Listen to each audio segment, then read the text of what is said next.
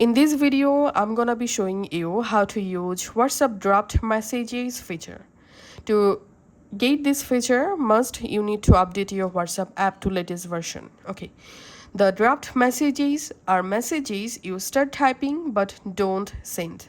WhatsApp automatically save them so you can finish and send later. All you have to need, just go to your WhatsApp and go to a chat or conversation, and then tap the message icon and write here something. And now to save this message in draft, don't tap on this send icon, just tap on this back icon, or just tap on the back icon on your mobile navigation bar, and the message will be saved in draft just like this.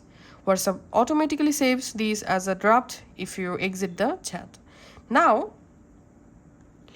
if you wish to continue the draft message, just open the chat with the draft levels, and now you can just go ahead and retype or edit the message, and then you can just tap here to send the message.